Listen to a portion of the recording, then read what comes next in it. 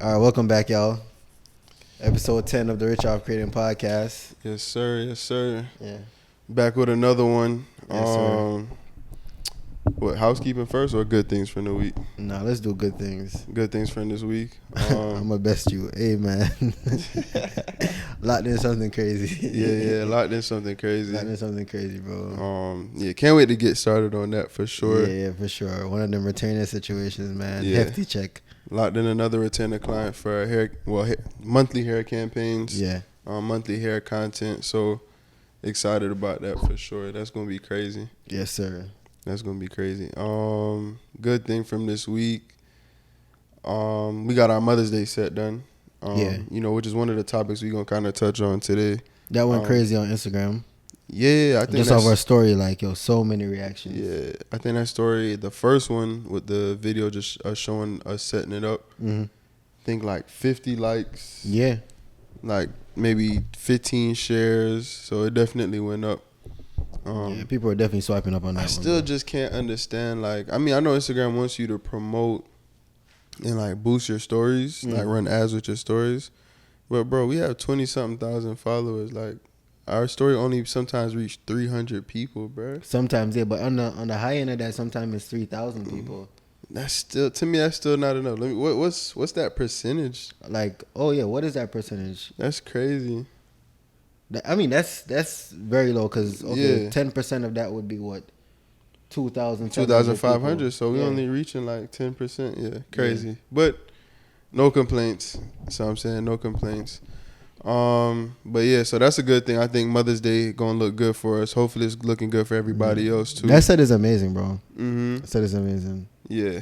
Hopefully, I mean, it sounds like things been up for most photographers because Izzy was just telling us. Yeah, he went stupid. Yeah, he went stupid last quarter. So yeah, shout out to that boy Izzy. Izzy be working though.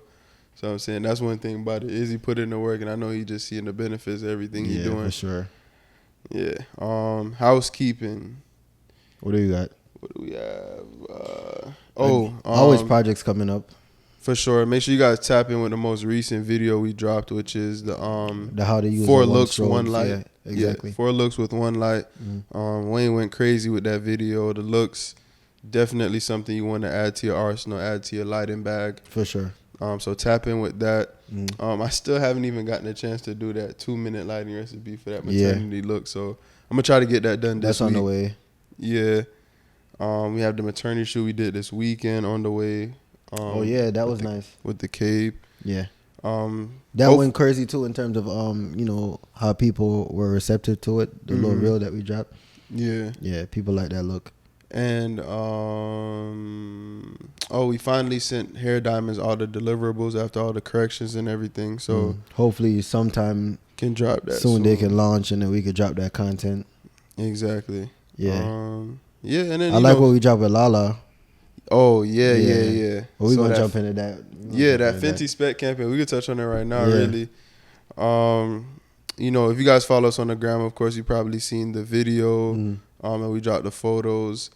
Appreciate the love for sure. Yeah, for sure. Like the comments, and just the DMs, the shares on the story. Nah, they rocking with it. Yeah, went crazy for the video at first. And then we dropped the pictures like a week later. And it did numbers for sure. And I don't know. So the concept came about is I actually saw Lindsay Adler do. She was just doing like her typical beauty work. Showing like looks you can create with the optical snoot. And I was like, well, dang, we're on this run right now, and our mission is to create a lot of spec campaigns and show what we can do as far as campaign work. So I was like, I liked the look she did, but I was like, how can I turn this into a campaign that makes sense? So I actually just hit up Lala and I was like, are you free to model? I didn't even know what product I was gonna use yet. Are you free to model? And then I started looking at Pinterest, like some different makeup products. And then one thing that stood out to me was Fenty's How Many Carats highlighter. And I was like, oh, lit. So basically the highlighter, for anybody who don't know, is like women typically use it like around their cheekbone area to give it like, a nice little sparkle or if they're going like really creative with things, they'll use it around their on their eyeshadow, around their collarbone area. So I was like, okay, let's rock with that. And then I bought this headpiece you guys will see here on Amazon. The diamond one? Yeah. Just to like, keep it coherent with the shimmer. Because I know when we edited, I was going to, add a little glow effect and have that shimmer, especially with like the shimmer that's going to be on her face and her chest area. So that came out crazy. And it's insane because we did that shoot mad fast. Yeah, I mean, bro. Yeah. The shoot happened quick. The video shoot happened quick. Yeah. Yeah, I think I only took maybe 20 pictures. And then because I had already had the two that I liked, and I was like, I ain't even going to stress it. Yeah. So I'm saying. So it was a 3-light setup. So we had our snoots, and it was just a circle. We didn't have a gobo in there. It was just a circle. The spotlight, I should say. And we had that off to the side at like a 45-degree angle towards her. And then we kind of just messed with it just to see like, what would different give positions. Yeah, different positions. Yeah, would give a shape and where the shadow would hit her face. So once we decided on that, we added a hair light, which was our Explorer 600 our Explorer 600 with a reflector on it with a 40-degree. Just to narrow that light. I did want a little bit of, I went 40 because I wanted a little bit of spill on her shoulders. Yeah. But yeah, it hit the headpiece really nice. I knew once we edit that and add that shimmer, it was going to go crazy. Add that halation and glow effect. And there was a third light. Oh, Nate suggested the third light, which was an Explorer 600, but with like a 20-degree grid inside of a reflector that created that nice gradient you see behind her. And yeah, so shout out to Nate too. Shout out to Nate, bro. Yeah, Nate know what he be talking about for sure. Nate, hey, when we stuck sometimes in shoots, Nate, like, he just has that one thing that be like, oh snap, especially hair diamonds when we had the audio malfunction with the boom. Yeah, he suggested something. Shotgun mic, yeah. He suggested something that like cleared that up for us. So appreciate his help for sure. Yeah. But as you guys can see, came out crazy. This is what it looked like before. And then we'll show what it looks like, after editing, when we added the halation and glow effect, retouch the skin, of course, and everything. So, the video we shot with an R6. Yeah, the video we shot with an R6, which I'm not gonna give Canon a bad review on the podcast. But that battery, bro. That battery life isn't it. We remember we shot the podcast with the R6, and that's why we didn't have no visuals because it just cut off on us. Yeah, the battery life on the R6. Not when you're shooting 4K 60. Yeah, crazy. So, but the quality of it was good. 4K footage. We just had to, and we only had one battery. So we because we were shooting Canon log, bro. Like 8-bit footage, 4K 60. It was a lot of pressure on that camera. Yeah. So it just shut down on us, bro. For sure. Yeah. But yeah, the video came out crazy. The instrumental on the video is actually the beginning of a Madonna song. And then y'all boys know I've been, ever since I watched Stranger Things, I've been my 80s bag. Yeah, my 70s and 80s music bag. So when I heard that song, the first part of that song, I was like, yo, this would be perfect. Convey that high-end feel, without saying too much. But yeah, and then shout out to Prophet for those LUTs. I definitely used the LUTs pack he sent me. Shout out to Daniel for the bloom effect. That just goes to show, like, we've developed a really good creative community. It takes a village to make a project. Yeah, for sure. It takes a village. And we don't only take, we also do our best to give game too. It's just like, it's a lot of reciprocity. So for sure. It was a dope project, man. It was well received. For sure. I think, what do we have next? The jewelry spec? Yeah. Yeah, we have the jewelry spec, and then we have Tatiana hair campaign that same week. But yeah, so that was that look. Yeah. Next topic is Mother's Day. Mother's Day, man. Yeah. So Mother's Day prep. We'll show you guys what we did for a setup in our studio, which is available, for studio rental and our photo shoot clients. But what we decided to go with, what we saw on Pinterest, was this. This was the inspiration. We know a lot of people request floral and a lot of people appreciate floral. So we just went with the most extravagant floral we could do. This is literally all of the flowers we have. I mean, the reason why we don't typically do permanent floral setups is just how expensive it is, bro. Yeah. You're looking at about $2,000 worth of flowers on that one set, bro. Exactly. So it costs, but yeah, hopefully it's worth it.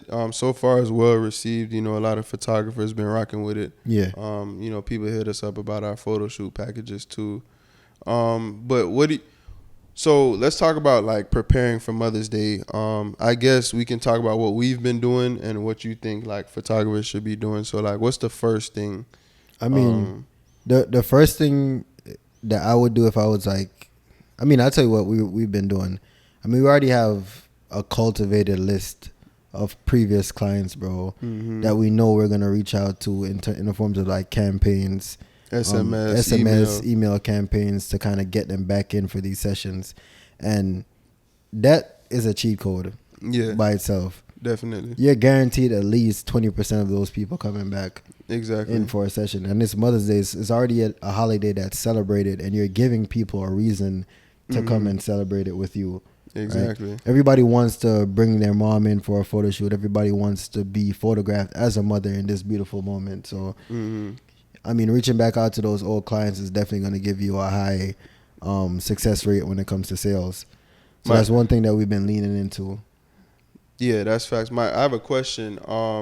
For somebody who may not know, and I guess just giving a little game, generally, what does a SMS or email campaign, just so they can know, like, what does that look like? So it's just a series of contact points that you're gonna have with a prospective person who's supposed to book you. So the first part is having the emails to reach out. So we just develop lists over time between previous clients or clients who've been interested in our product or services over time, and then we're able to retarget these clients now later for occasions like this, whether it be Mother's Day, Christmas, and we develop a structure of emails. So, for example, if we're going to say we're going to contact this person 3 times before Mother's Day, and one time it's going to be like, hey, we're offering this Mother's Day package. Here's what it is. Mother's Day is approaching. And then we tap into that urgency. Hey, Mother's Day is right around the corner. We have limited amount of slots. You need to lock in for this session. And, just a reminder when it's that crunch time, like, hey, and you might be able to offer a discount at this point, but I think for something like Mother's Day, you don't have to because of the season, right? It has to happen. It's coming. And then the demand is there. The demand is there. Yeah. So that last email touch point of just like really sinking in that urgency. But this campaign can be structured with SMS. You can text people's phones directly, and all of it can be automated with different services like ActiveCampaign, SMS Bump, Klaviyo, whatever platform that hosts the emails that you've collected over the year from your previous clients. You can turn all of this into like your new sales. Exactly. Exactly. So it's powerful. Yeah, most definitely. I mean, we always see the success we have with our digital marketing campaigns. I think other than, a lot of our clients follow us on social media, of course, I do see how like we have so many repeat clients come in over the years for different holidays. I mean, we've really developed our list. I mean, we have over 4,500 contacts in our email marketing system. So we have a really robust group of people that we can reach out to when it comes to stuff like this. Exactly. I'd say on the social media side, if you don't follow us, but I mean, of course, what we've been doing so far, posting, showing clients that we are building a set, showing them what it'll look like. Getting them involved in the process. So I'll show what we did this year on the screen, which was basically creating like a little game on our Instagram story, where we got people involved and we kind of made people feel like they were making the decision.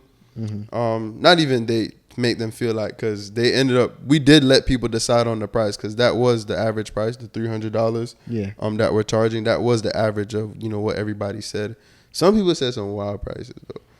That somebody said $150. I might as well give it away. So I'm saying, so I'll show it on the screen right here. So I simply just went on Canva, and just created some 1080 by 1920 pixel that's formatted for Instagram story graphics. The first one you'll see says, build our Mother's Day photo shoot experience with us, and letting them know what they'll decide on. So you have the set design slide where we kind of had them pick between floral and drapes. Even though we're doing floral and drapes, but it was also good to kind of see what people preferred. Towards, yeah. Yeah, and floral won by a lot. Yeah. Won by a lot. Floral ended up having about 40 more votes than drapes. But we're still gonna do both. That way there's some more versatility. Yeah, versatility. On the next slide, we had them pick, the tones. Do you want neutral tones, or do you want spring colors? Because it is that time of year. Most people voted the spring colors. But again, so we did the spring colors with the floral, and then the neutral tones with the drapes. Neutral tones with the drapes. And then we had them select, which package they think, would best serve them, they would prefer, gave them 2 options. And then lastly, we had them respond with the pricing. So this was very good. Can I see how many people viewed this story? Let me see. Counts reached. It says 463, but I feel like it was more than that. Yeah, for sure. It was more than that. But yeah, so it just goes back into what I was saying in that video we dropped on YouTube about what you should be doing, to prepare for Mother's Day to make the most money, which is just using a lot of Instagram story features on your story. That way Instagram can push it to way more people, and getting people involved.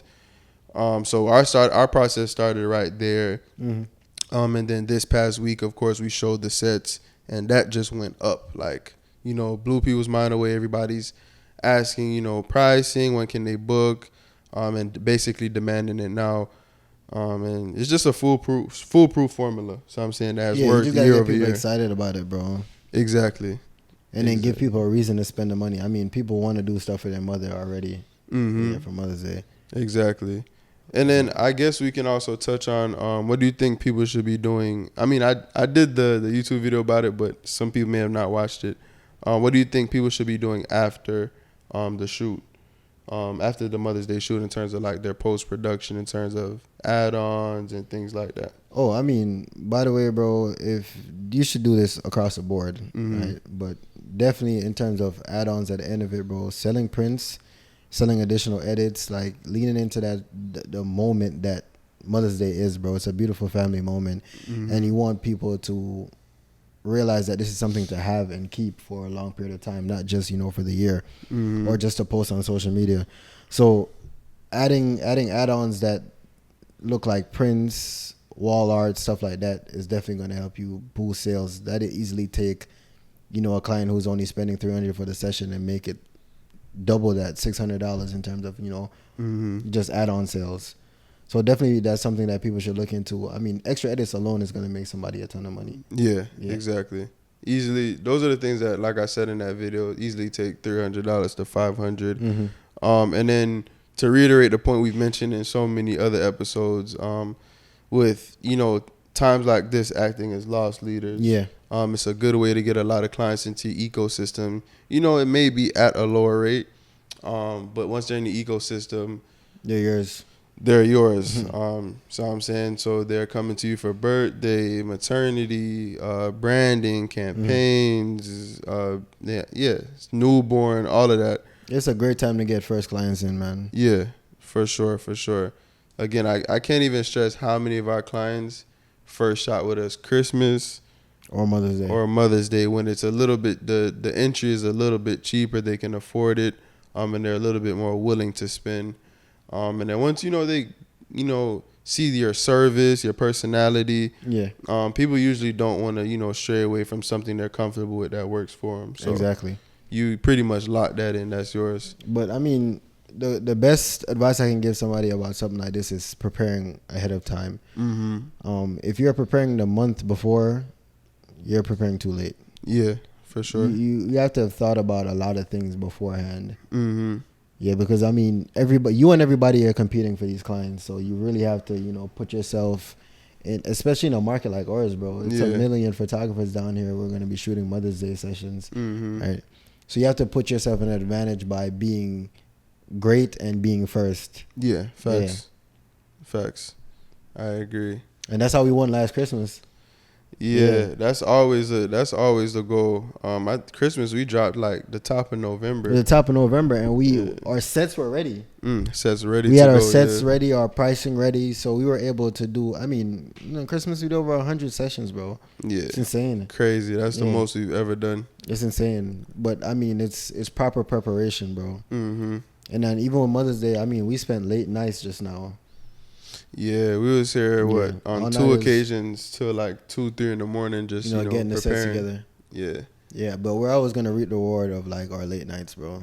No, it's facts. Speaking of late nights, Tiana, somebody we actually went to high school with, shout out to her, and just welcome to the creative world in general. Being a photographer. So you requested topics on our story. And she requested that we kind of talk about our journey of opening our studio. I'm guessing what it was like, what was the process. And I guess we could just like give some really main points and like things to stay away from, things to do, and things like that. Yeah, I mean, our approach to studio ownership was unorthodox, bro. Yeah, definitely. I mean, it's almost like a reverse of our process. People, have been doing photography and then they have aspirations to open a studio. And then we opened a studio and then later decided that we're going to do photography. And then, I mean, we only opened the studio because we thought it was just going to be like supplementary income. Yeah. Because we had a car dealership. We thought it was going to be a supplementary income to pay like the water bill, or the light bill, like little bills, yeah. We had a friend who was a photographer and then he just basically said, hey, it might be a good idea. And we said, yo, why not? Yeah. Why not?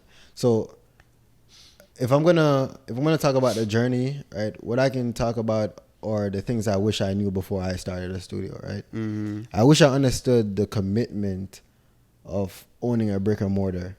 Yeah.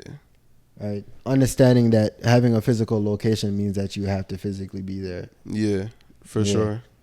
Right, because I mean, a lot of people have aspirations to be studio owners, but they never really think about the lifestyle switch from a freelancer to a studio owner. Owning a brick and mortar business, and it's a huge lifestyle shift. Freelancer has the freedom to pick projects as they come, do it, come and go as they please, without having like the responsibility of a crazy overhead. Yeah, which is the main thing. Which is why my advice also would be to start small. Yeah, we were able to. I mean, people walk into this 4,000 square foot studio now, and I mean, first of all, everybody, what's the rent? What's the rent? What's the rent? Yo, what's the rent? That's a question we get all the time. Yeah, I mean, everybody who has a conversation with me, they ask me what's the rent. But we had a 850 square foot spot. I mean, the size of the studio was just from here to where Studio A ends in the corner, right? It's a small space with a little office. Right? A small little box. But that 850 square foot space allowed us the freedom to make decisions because we didn't have a terrible overhead. We were only spending $1,400 a month in rent. Yeah. If we had the overhead we have now, I mean, decisions. I mean, we wouldn't even be able to get a spot like this at the time. Yeah, I mean, if we were like college dropouts, bro, trying to start something. Yeah, if we had the overhead we have now, without the revenue we have now, of course, you'd definitely be upside down. So I think starting small is a very, very good piece of advice. And then so I'll play devil's advocate per se, or just kind of scrutinize that perspective. Okay, if I start small, what are things I can do to separate myself in an environment where there are larger studios who may have more to offer? So I would pick the thing that makes me different and hyper focus on that. Make that the offering. That way I can spend time knowing that people actually want this offering.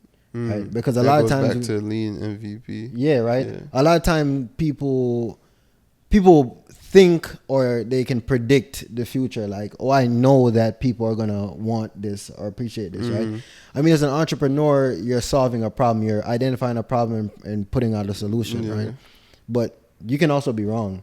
For sure. Right? You can also create something that's redundant, something that doesn't really have a space in the market. Yeah, you didn't solve a problem. Yeah, and then we have to understand that we're not perfect about our guesses. It's just an educated guess.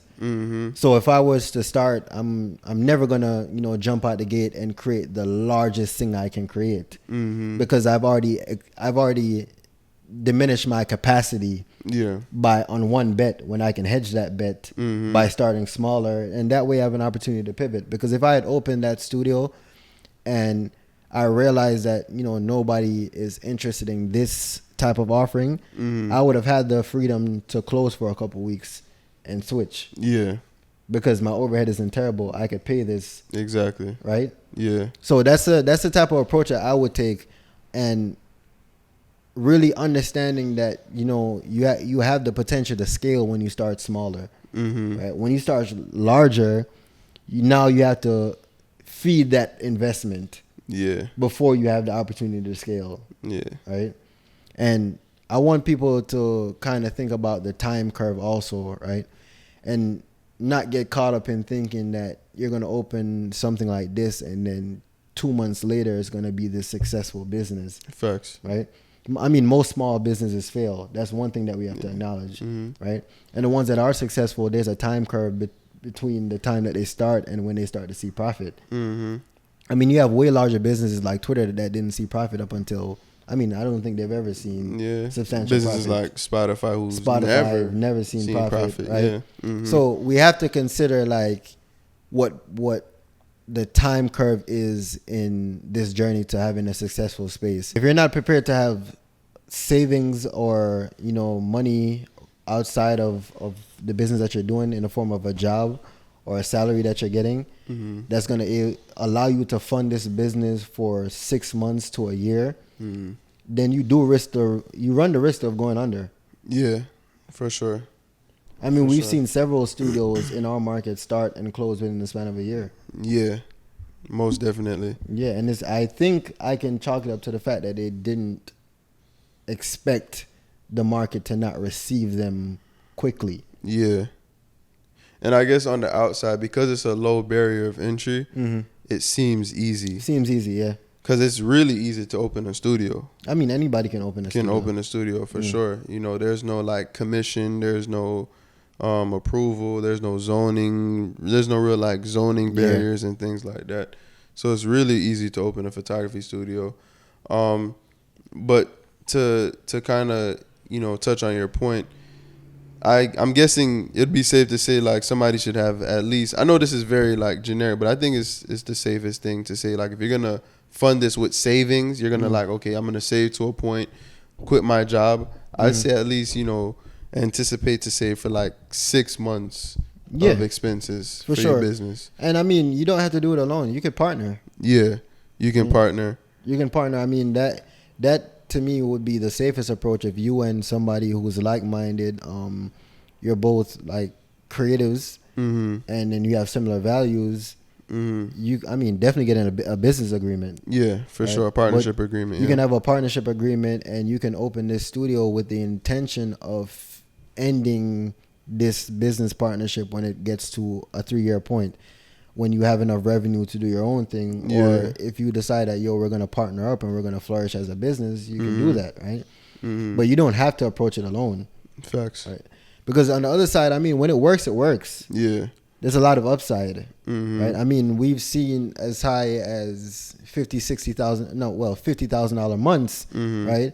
But you have the months when you first started where you were seeing nothing. $800. You were seeing $800. Yeah, right? Yeah. So it's a huge range of what you can make, right? The upside is incredible, but you have to be able to weather the storm. Yeah, exactly. Yeah, definitely. Is there a specific point? Because let's say that somebody's taking a more orthodox approach, because I wouldn't necessarily recommend our approach. Yeah, I mean, we Yeah. Didn't make And sense as at far the as time. like not being a photographer and then Mhm. opening a studio, I think because doing photo shoots yourself is going to be a big part of your Revenue, revenue yeah. as, you know, a photography studio owner. And we've seen every studio pivot to that. Yeah. So I'm saying every Literally every studio in our market down has here pivoted to has offering pivot. Yeah, portrait sessions. for sure. Yeah. I mean, the studio rental, just depending on the lifestyle you want and what you're going for, just offering studio rental alone, sometimes based on your expenses, the size of the space, what you offer. I think it's more so also the market that you're in, right? Yeah, Because if you were in a market like California or LA, New yeah. York, where you had the room to charge $300 an hour, Mm-hmm. I mean, you could see how Yeah, you could run it up. you can run it up. Yeah, I mean, LA's like a production base. yeah. Atlanta's production base. But You have larger studios. we're in a market where there isn't even 4 studios in our market that charge more than $60 an hour. $60, and there's a lot of studios in our There's market. a lot too. of studios in our market. Yeah. I mean, it's a very competitive pricing rate, and so Mm-hmm. in that type of business model, you're selling a fixed amount of time. Mm-hmm. So you really have a cap on the amount of money that you can make. Exactly. And realistically, when you first start, you're not going to sell out the the whole 12 day. hours in a day that you're Yeah. open. I mean, Facts. I can tell you in the first 6 months, you might not even see a full day Yeah. of bookings, right? Yeah. So if that's what you're looking at, then you can see how that could be very slow money. But there's several opportunities when opening a studio to make money. You can diversify the income that you get, Facts. right? I mean, there's several things that you could do from if you shoot portraits yourself or you are creative yourself, you have equipment. You can rent your equipment, right? You can have a hybrid space that can be used for events. That way you can kind of, diversify the money that you make. Mm-hmm. But if you're leaning on the fact that you're only going to rent to other photographers, it's slow money, and sometimes it's no money at all. Yeah, and then you also want to consider that. I think one thing, and I'll say this, I guess it's really important because it's something I thought about a lot. A couple years back when we, building the studio to what it is now. But I always used to feel like I was chasing photographers, Yeah. like to shoot here. You know what I'm saying? And I don't want to say fickle because fickle has a very negative connotation to it. But it's going to take a while. I'll say this. It's going to take a while before your brand warrants loyalty from photographers. Because generally a photographer is really just going to go where the most value is. Yeah. So they're gonna weigh the price, what's offered, customer service, things like that. And I just remember always feeling like, okay, at one point we had no photographers, right? And then, we got a few what I'd call like big hitters. So I'm saying we had maybe like two or two or three big hitters shooting with us. And he like, oh, bet, and then, you're reaching out to photographers. Oh, shoot here, shoot here, shoot here.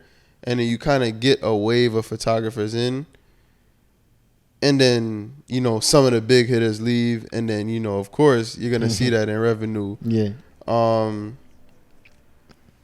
But I was saying that to say, like, when you open a business, you want to keep that in mind that this is a business where you kind of do have to chase photographers.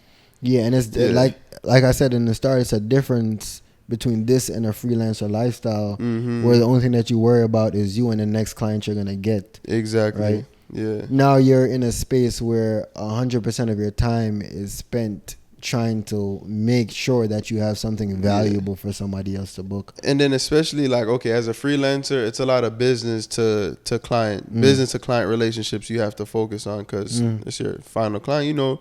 If it's a campaign, of course you're dealing with another business, but generally you're dealing with just the average person. Yeah. So I'm saying, so you can really hyper focus and lock in on learning how to develop those relationships. But with us, managing business to business relationships and managing business to client relationships is definitely something to And business consider. to business is a higher expectation because they have clients that they need to service, and you are an auxiliary of their business, right? In a lot of respects, when somebody walks into your space for the time that they book for, this is in fact the space that they work out of. Exactly. It's technically their space unless they explain to their client, you know, oh, I just rent this. But a lot of photographers aren't going to do that, which there's nothing wrong with.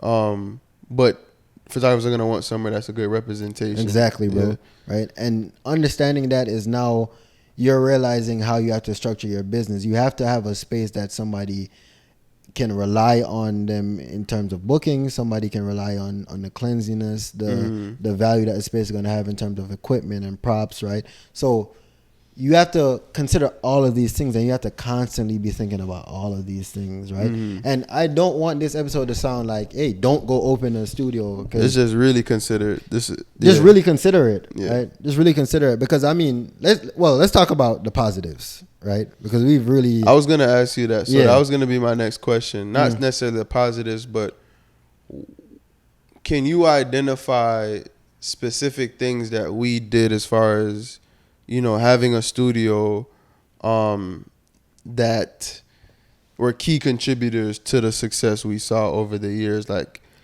you know, can you identify markers where we implemented something like boom and then it worked? Okay, so I can tell you very specific markers, because one thing about our business, everything that happened was on purpose. It was nothing by mistake, right? Yeah.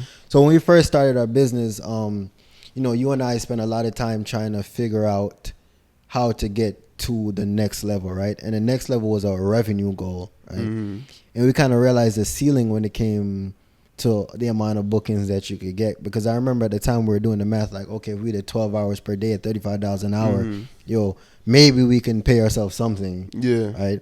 But the reality is you're not going to be booked like that. So we had a conversation at the time. I was in Jacksonville. We had a conversation, and you were like, yo, bro, you know, I think we can offer portrait sessions, right? We could just hire somebody to take the portraits. We're going to offer portrait sessions. And that's when the first pivotal moment in our business happened, right? The first marker to where we had a shift in revenue. Because we went from having $700 months to having $14,000 months. Next month. Just by having the next month, just by offering portrait sessions, right? And it's a lot of nitty gritty in there in terms of, you know, marketing and advertising. But I mean, anybody can market portrait services and advertise for portrait services. But that was one pivotal point, right? Another pivotal point in our business was us deciding that, because remember, we were partnering with somebody at first to offer the photography services, right? And we were relying on their speed when it came to retouching, right? And then we decided to outsource our retouching services, right? And that kind of gave us the opportunity to streamline our portrait business at that point, right?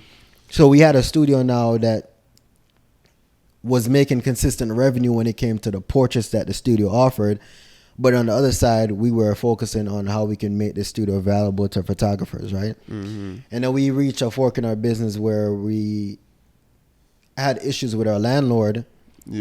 And we had to get this space, right? Now, a lot of people ask us if we've ever received business funding. At this point in our business, to this day, we've only bootstrapped. Right? And that is a big, like, attribute to our success.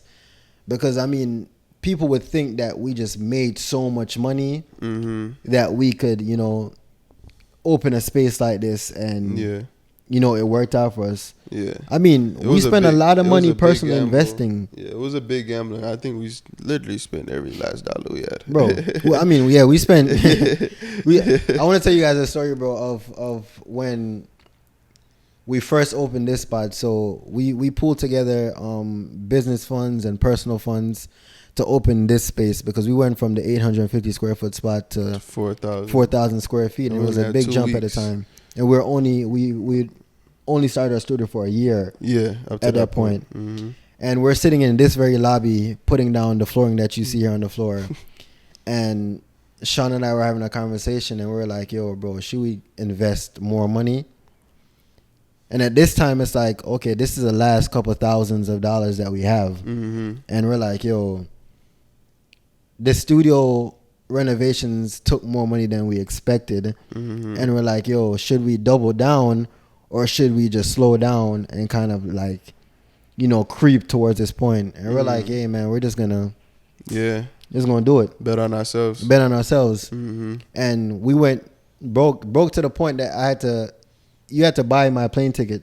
Yeah. Back to Jacksonville. Like, you know what I'm saying? So that's really going down to like, yo, you had to really go down to zero at that point. Not my plane ticket. I was bus in ticket. The bus ticket to go back to Jacksonville, right?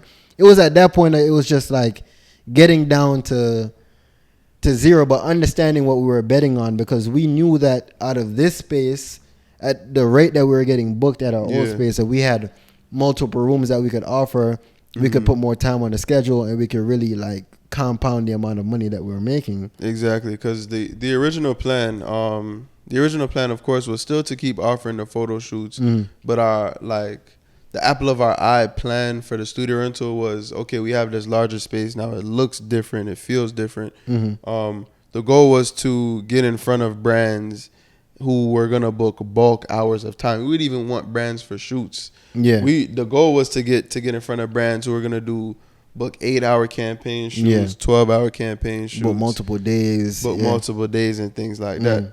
I don't think we ever properly leaned into it.